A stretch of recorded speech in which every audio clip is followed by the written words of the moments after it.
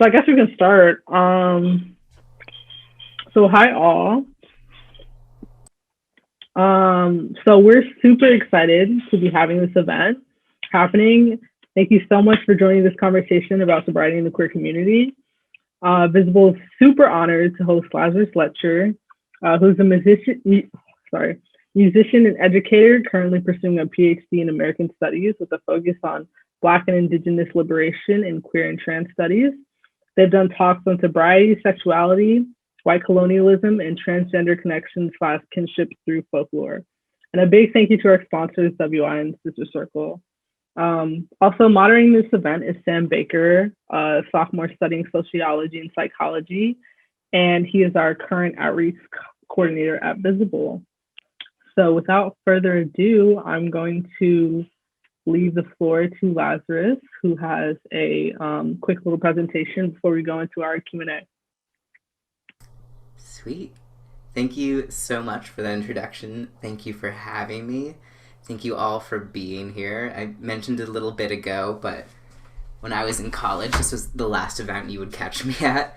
And I just want to start by saying I have no agenda. I'm not here to convert anyone to sobriety or to push a prohibitionist agenda. I'm very much in the world of harm reduction and just want to kind of give folks some backgrounds on the different models of substance use disorder, the kind of history of recovery in America and why it's set up to not serve queer and trans and BIPOC folks, diving in a little more to queer and trans drinking culture, how much bars have been central to our life, and how we can try to build more accessible spaces for the LGBTQ community, and then wrap up with some of the barriers to care. So I tried to make this like really quick and concise, and I am a teacher, so of course it just turned into a sprawling PowerPoint with a syllabus. So I'll drop the link here. Everything that I'm going to reference, you can find a podcast that has it, an article, or a book. I also have my contact info in there if you want any specific recovery resources. I have piles and piles of meetings if folks want LGBTQ meetings or BIPOC meetings. So let's crack into it. Present. Cool. So you all know what this is, but queer sobriety, our drinking culture, and barriers to care. So I just want to start off really quick by what is substance use disorder, and also name that, I use the language of addict to describe myself and alcoholic, and I know that is not the language everyone uses. So I'll try to use substance use disorder, alcohol use disorder when I can, but acknowledge that that's not necessarily how I identify, but that's what the field's moving towards. So really quickly, just the 5 classic models. The first one's moral, which is what I grew up with. Folks have issues with drinking or with substances because they're broken, they're bad, they're defective. That's why they drink. It's on them. The psychodynamic model, a singular childhood trauma transformed into an inability to cope as an adult, which leads to drinking or substance use.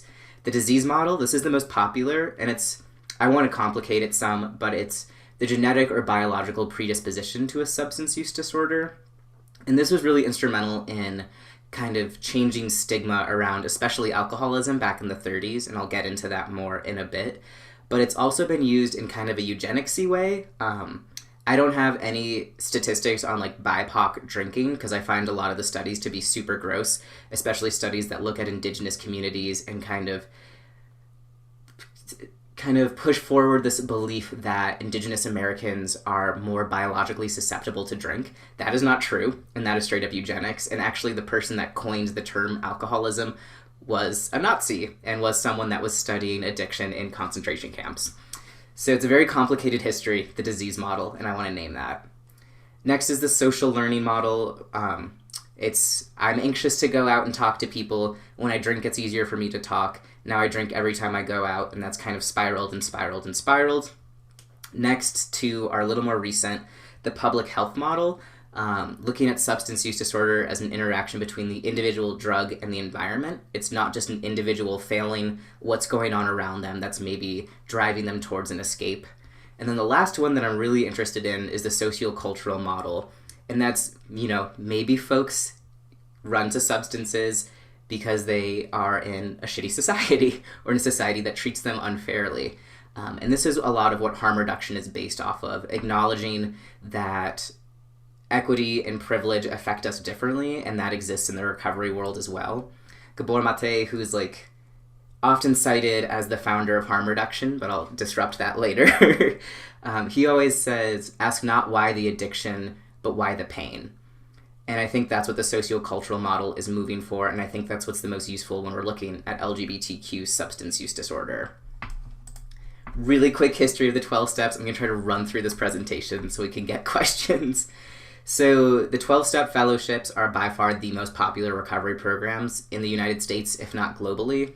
They were founded in the 30s by these two white dudes, Dr. Bob and Bill W. Before that, folks who had addiction issues were typically just sent to hospitals or asylums or kind of kept in the house and hid. The stigma's lessened a lot, but it's still there. But back then it was very, very much in the closet. The group allegedly has always been interracial. That's not really true. Black folks who were in the program in the early days mentioned that they weren't allowed to touch the coffee pots.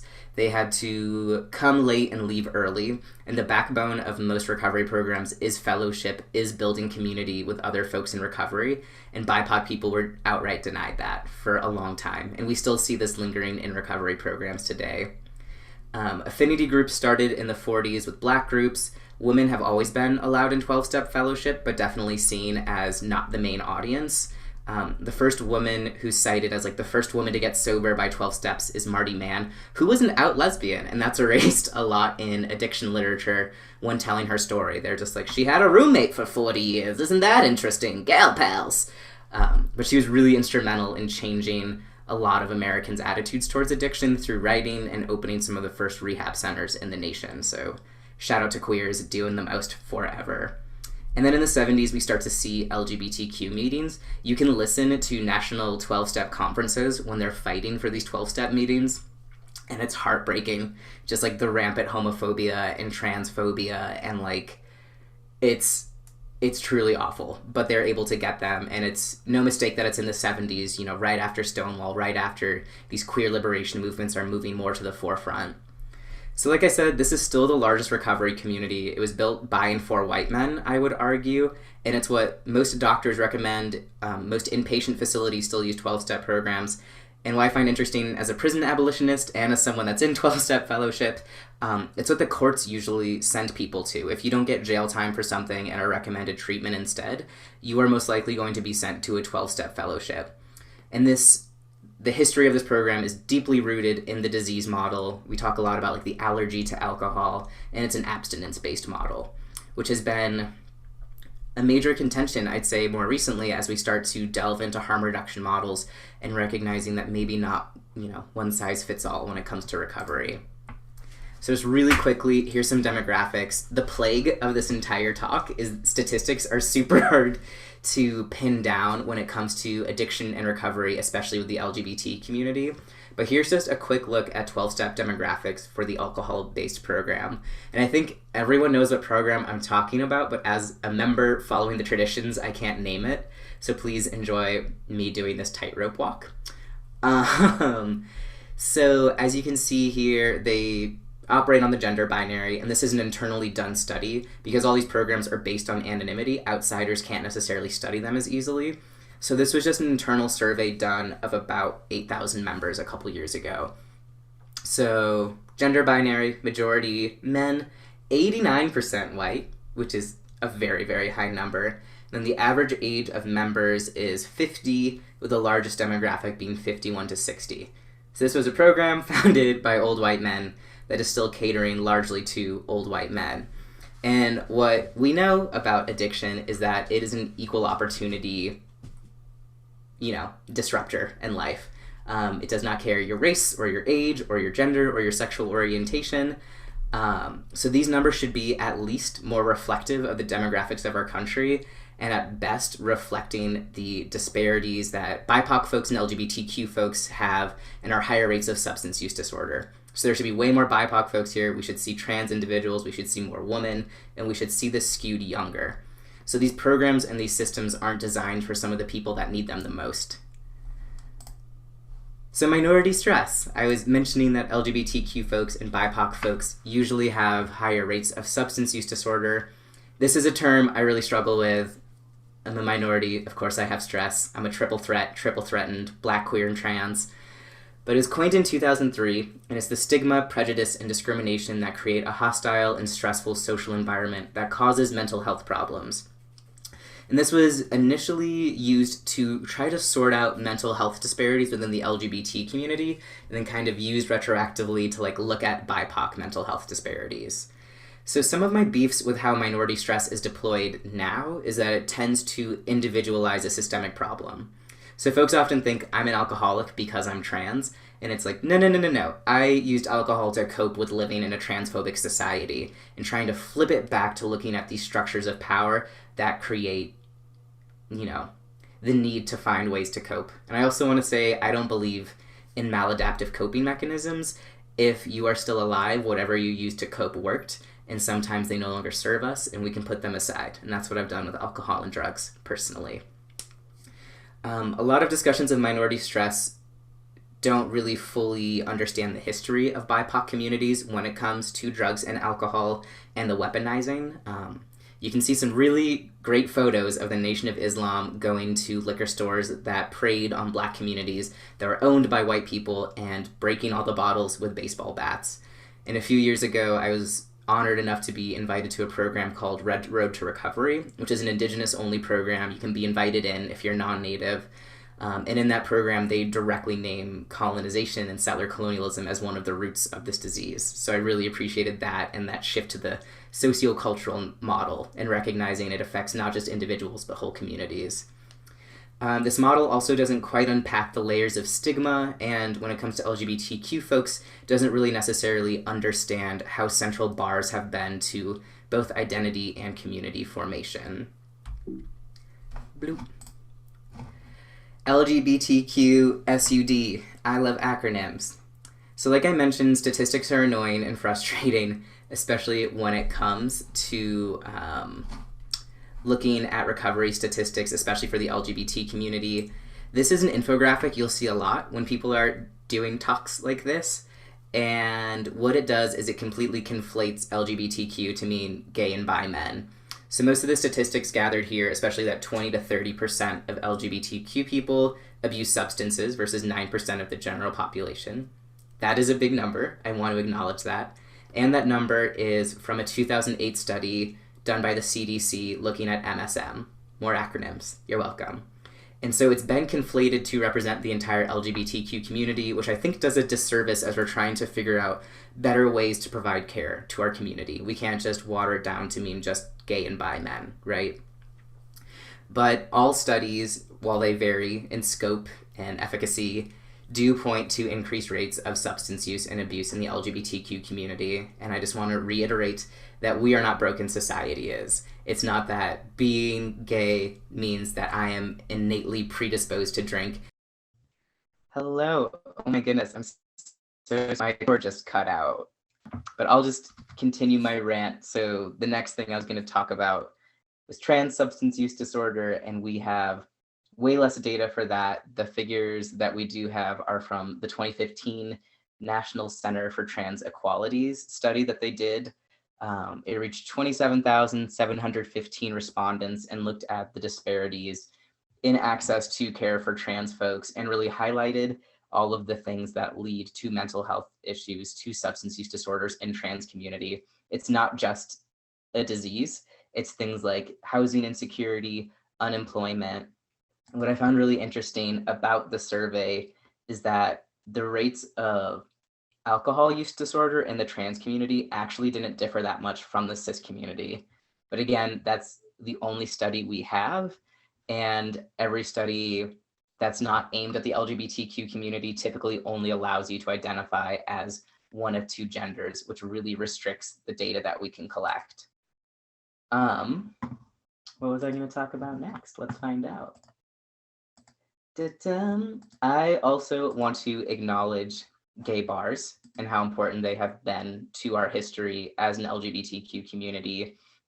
Going back to the 18th century in England with Molly houses, to Stonewall happening at a bar, to it being a central hub of mutual aid and support during the HIV/AIDS epidemic, and a real rallying spot post the Pulse nightclub shooting. I'm sure a lot of y'all remember how heavy those days were following that event.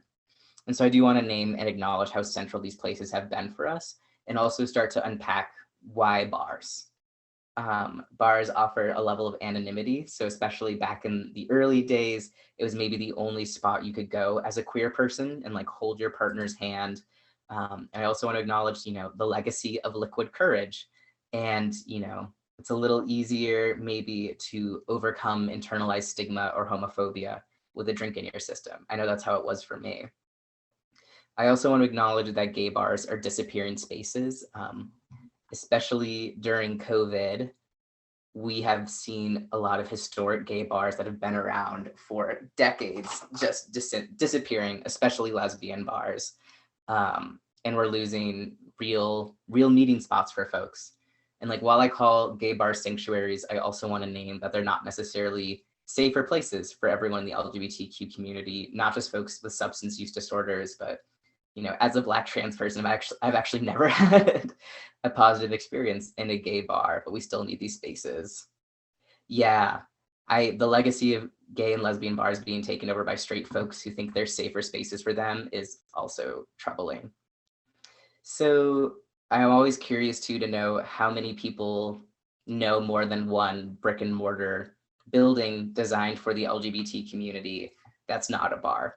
I know of 3, and I've worked at all of them in my town. So in a lot of places too, this is all we have. And they're not necessarily the best spaces for all of us. Having more events that are sober events for the LGBTQ community, especially around Pride, my God, especially around Pride, which are typically mostly sponsored by alcohol companies that slap a rainbow on their brand for the month and then go back to normal. There was a beer company last Pride that released like a Marsha P. Johnson beer, and I was not having it. And like, no money went to the trans community for that. Another really important aspect of sober LGBTQ spaces is it also makes room for folks who have trauma around alcohol. So I'm gonna hop on my desktop right quick. So like I was saying, sober spaces for the LGBTQ community benefit not just people in recovery, but also folks who have trauma around alcohol. A majority of physical and sexual assaults involve alcohol, and it can be a triggering smell for a lot of folks, or even just seeing the bottles. And I also want to name, when I was under 21, I had nowhere to go as a sober baby and as like an under 21 youth.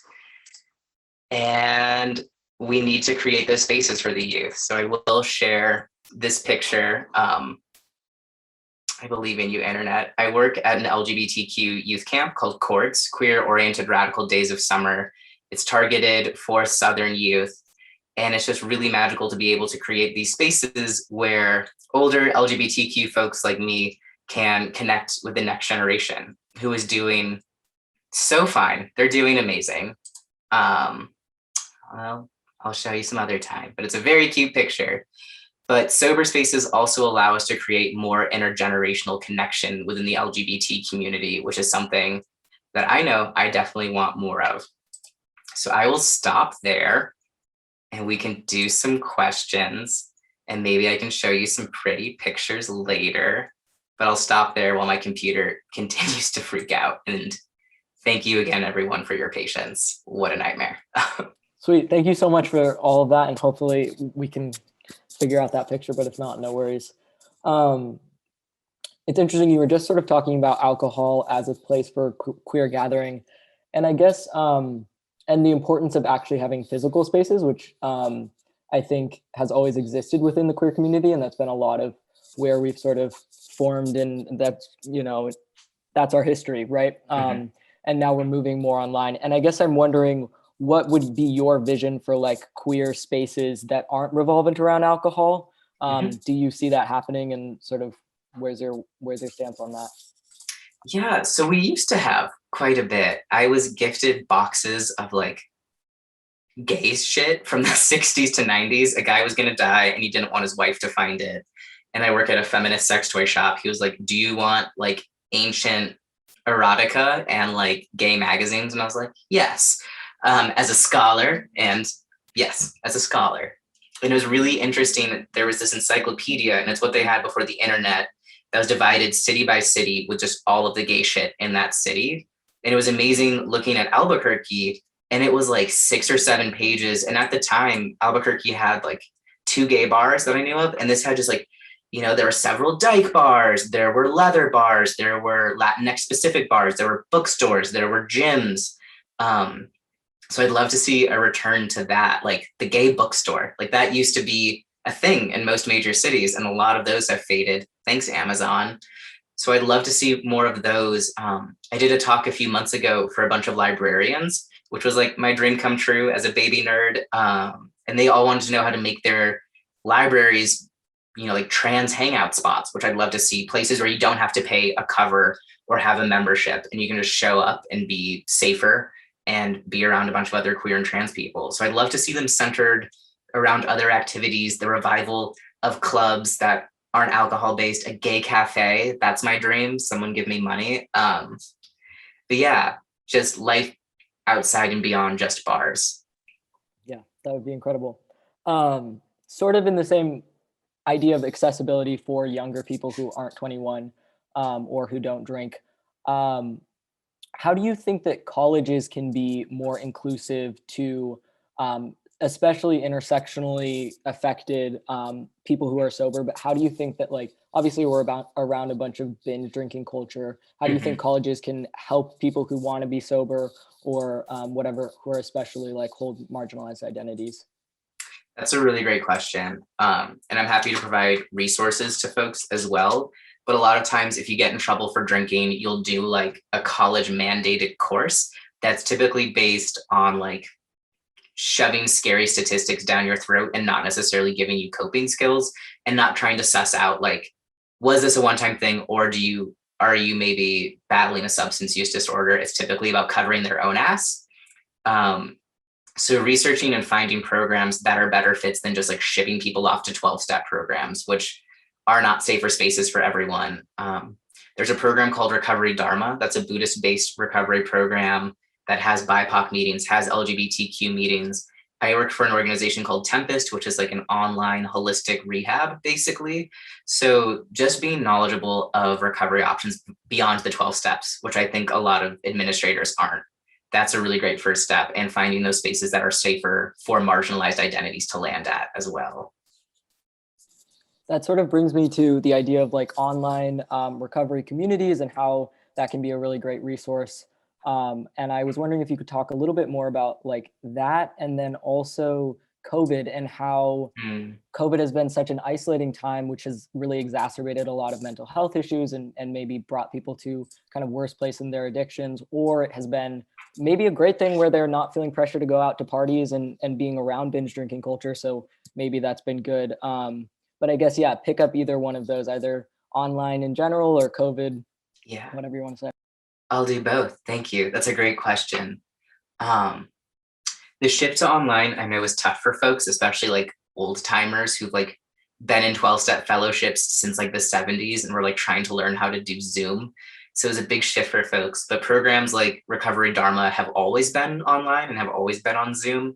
And it's something I recommend a lot, especially where I live, like close to reservations and close to rural areas with not a lot of in-person meetings. So online is like this really beautiful, accessible tool that I hope continues beyond COVID. Like the course I was teaching right when COVID hit, it was a peace studies course, and we were in our disability justice unit right when COVID hit. And I was like, please notice everything that disability justice activists and scholars have been saying for decades, now suddenly coming true, now that abled folks are being affected. And so I hope that this continues, and there's huge accessibility issues in the recovery community. Most 12-step meetings take place in churches, and something I didn't know, but churches don't have to comply to ADA. So it's really hard to find wheelchair accessible meetings, for instance. But online meetings are way more accessible for folks. And since COVID hit, the number of affinity groups has skyrocketed. Like I can go to a BIPOC only meeting any day of the week. I have a daily trans only meeting. So things that were typically accessible only in big cities with larger populations are now open to all of us, which is amazing. So it's been this kind of silver lining of, for some folks, the stress has definitely exacerbated substance use disorders. And for some of us, like, we've been able to hit more meetings than ever. Like, being able to hit a meeting from my bed surrounded by my dogs is like, mwah, dream come true. Yeah. On that notion of accessibility, I was listening to a podcast with you, and you were talking about the sort of issues with inpatient accessibility when it comes to like gender variant people or trans people. And I guess I was wondering if you could just talk a little bit more about that. Have you seen any change since sort of your journey with that, or do you have any resources that people can check out for sort of more inpatient stuff that is rooted in the binary or whatever? Yeah, it's tricksy. So Dean Spade, who's an incredible trans legal scholar, calls it administrative violence, like when things are sharply policed along the gender binaries. Like, hospitals are a nightmare, mental, like any inpatient care is a nightmare for most trans folks, especially non-binary folks. So like when I was trying to get sober 3 years ago, literally had the shakes, was on the phone cold calling rehab centers, and none of them knew what I was talking about. When I said non-binary, even the ones that were like LGBT friendly, like the T was silent. And unfortunately, I don't think it's shifted a lot. Like, I've been asked to do a lot of talks like this for recovery communities, which is great, but I'm also kind of like the token sober trans. Like, there's not a lot of us. And it's complicated as well. I had a slide on this, but like the double-edged sword of Obamacare, thanks Obama, he really expanded coverage for inpatient addiction treatment, rehabs, and also extended care to be to 26. And what happened is a shit ton of centers popped up with no qualified people running them. I included a podcast episode about this, but like they'd call P liquid gold because they would just drug test people every day and charge the insurance company, and then like put on a Disney movie and call that group therapy. And the longer people were in this system, the more money people made. So it's called the Florida Shuffle.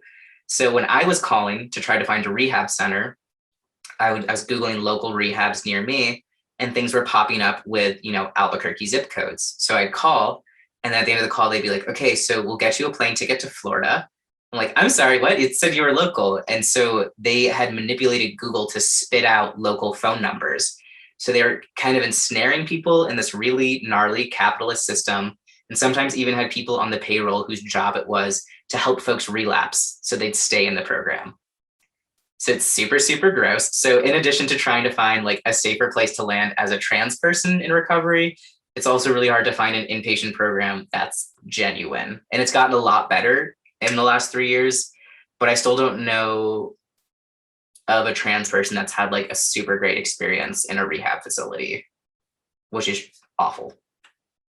Yeah, that sounds absolutely terrifying.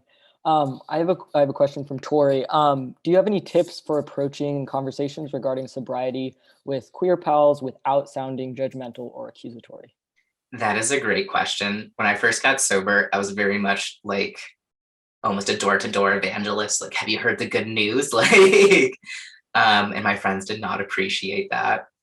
And something, whenever I talk about my sobriety, I try not to do it in a way where I'm convincing others. But I've noticed like when I tell my story and people start to relate, or just leading by example of like what a sober life does for me, that folks tend to get interested.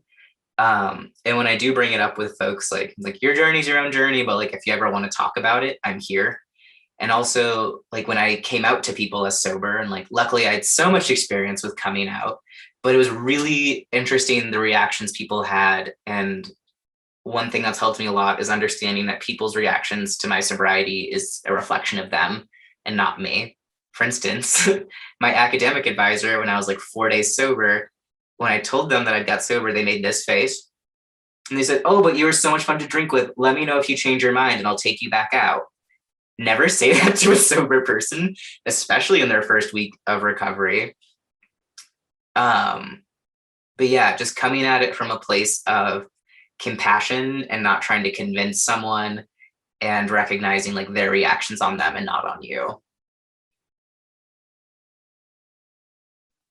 Right on. I have a kind of tangential question that I was wondering. I I like turned 18 as California was legalizing weed and sort of all of this. And I think we're right now going through a really great period of time where weed is being more legalized, which is like a necessary thing and obviously really great.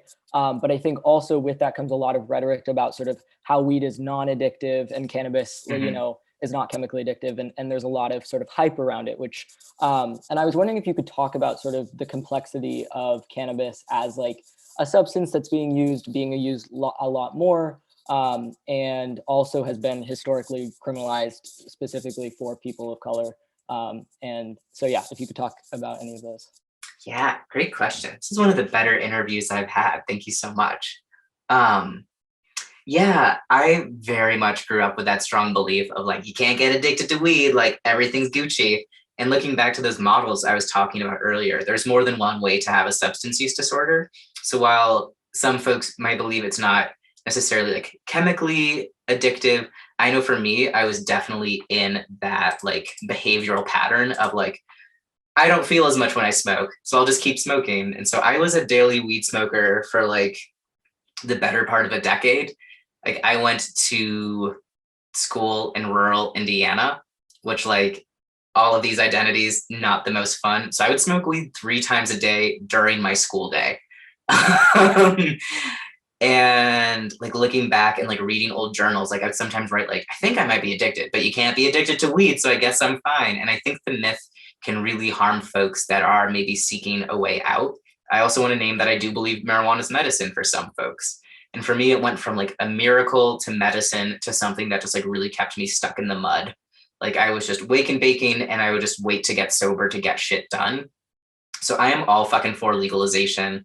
I'm Black. I have family members in jail for a fucking dime bag in states where weed stores look like fucking Apple stores. Like it's absolutely mind blowing. And there's a really interesting trend, like a 12-step program for marijuana specifically popped up in the last 3 to 5 years. And in states where weed has been legalized, that has the largest fellowships for those programs. So like New Mexico legislature right now is arguing to legalize cannabis.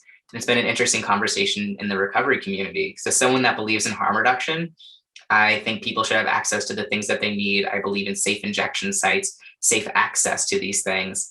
And I think we also need to re-examine these notions we have around marijuana that like, it's just a non-issue for everyone, because that's not the case.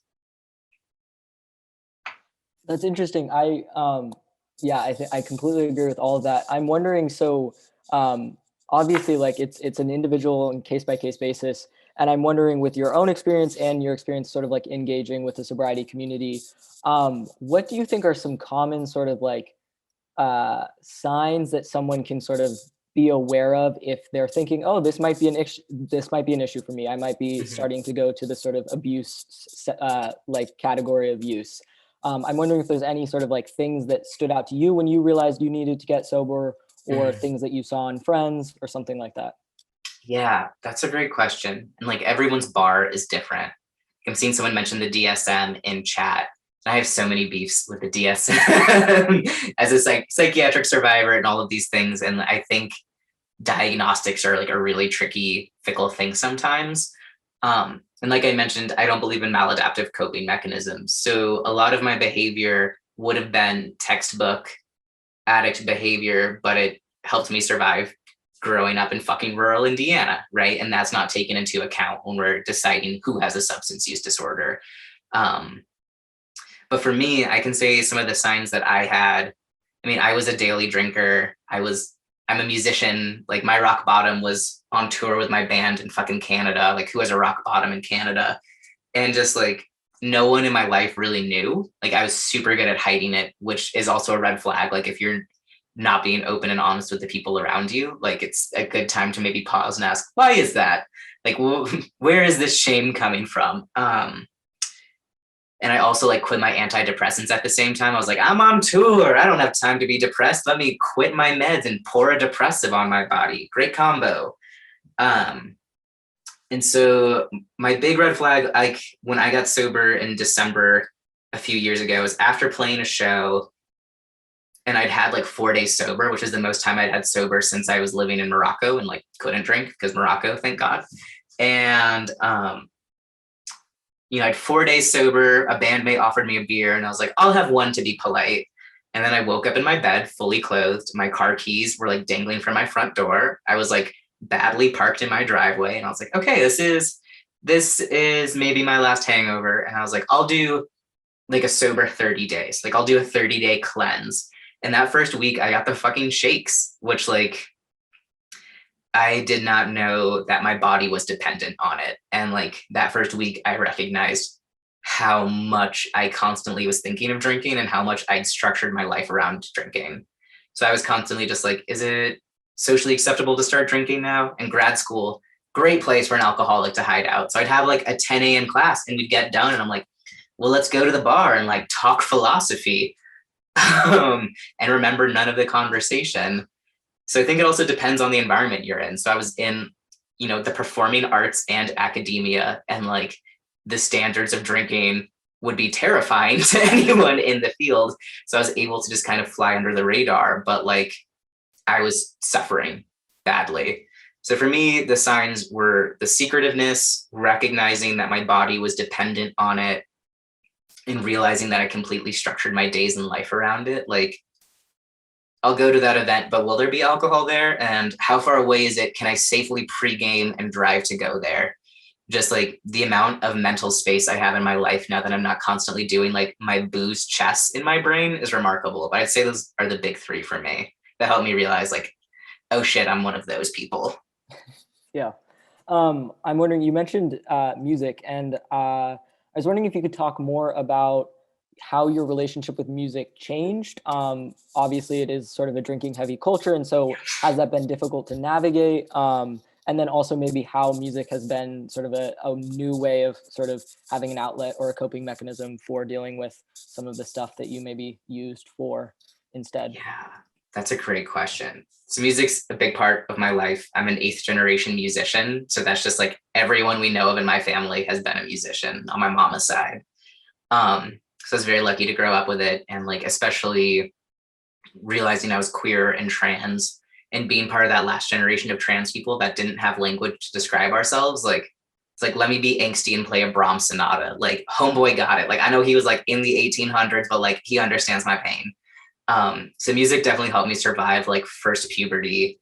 And I really latched on to this idea of the suffering artist and thought like, I will be a better musician the more pain I'm in.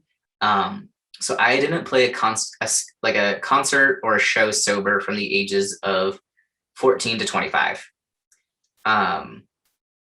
And classical music was a big part of my life. It's what I went to undergrad at for, and it was very hard to be a Black classical musician. I'm still in my college's fucking music school ads, just like me and my viola and my afro, like they really got their bang for their buck. And I had to quit classical music when I came out as trans, because what the fuck does the non-binary person wear in the symphony? So that's when I joined like the folk scene, and I was like, oh, this is dope. Like I am playing at bars. I am sometimes just straight up being like paid in alcohol. Like I played a gig once and they're like, you have a $50 tab. And I was like, let's see how fast I can do that. And so it's just a really socially acceptable place to be wasted. And I always really prided myself on like, no matter how drunk I got, I could still play the viola. And like part of it is no one knows what the fuck a viola sounds like. So I could get away with a lot. But like you can still see me blackout drunk during a Norwegian Christmas music special on PBS every holiday season. But like I'm still playing, still smiling.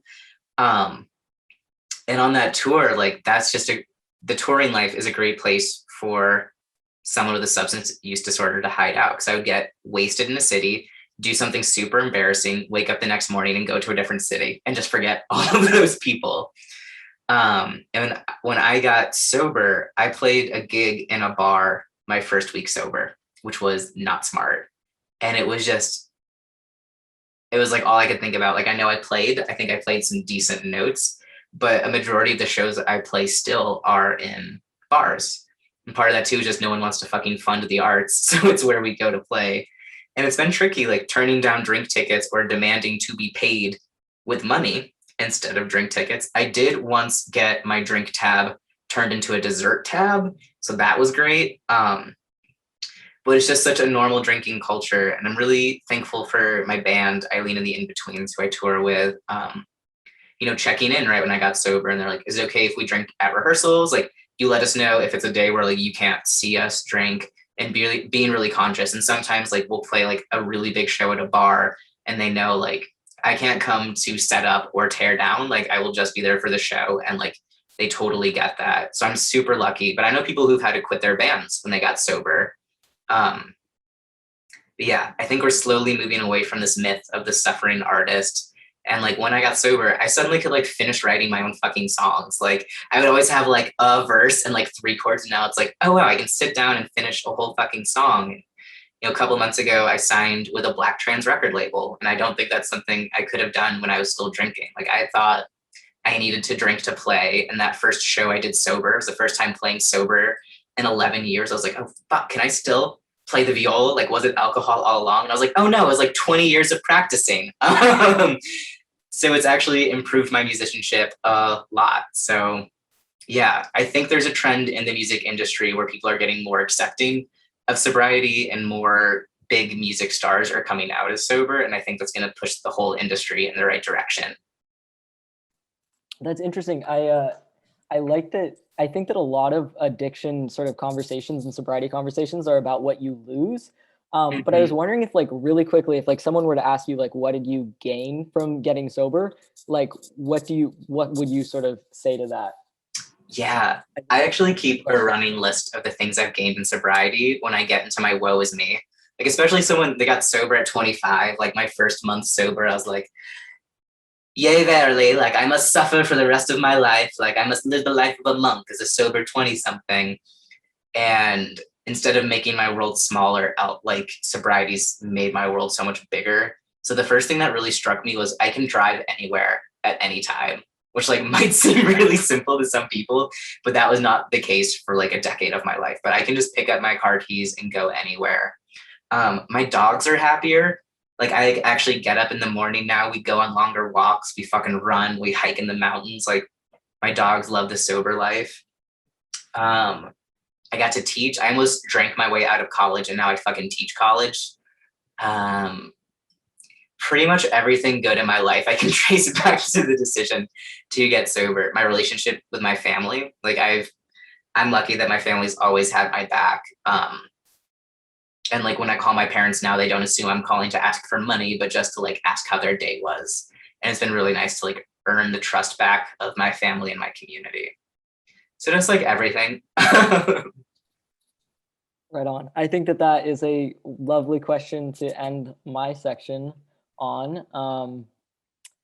Does anybody else want to ask any questions from the chat? Doesn't look like it.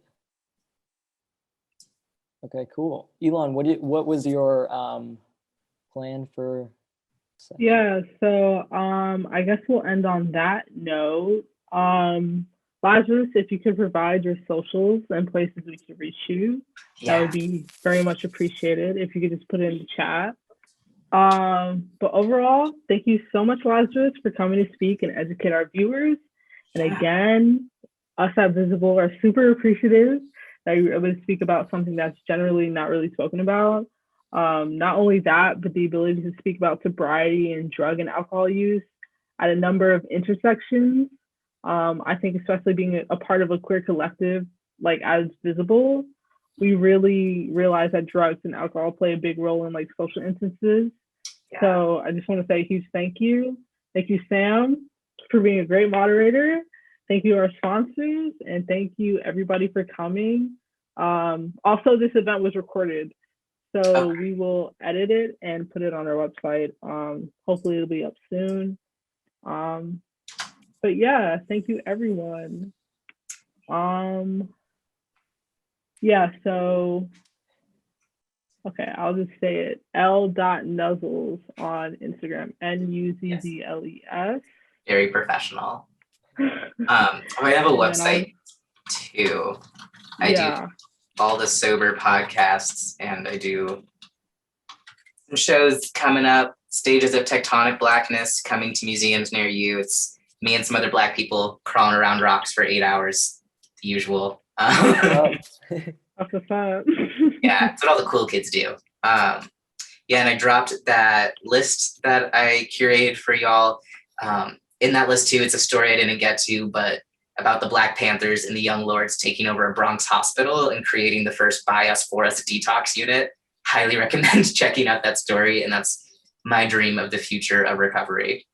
I relinked it, so if anyone came in late, they can check it out. They posted. Thank you so much.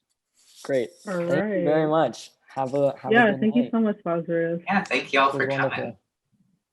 All right. Bye, everyone. Have a good night. Bye-bye. Thank you.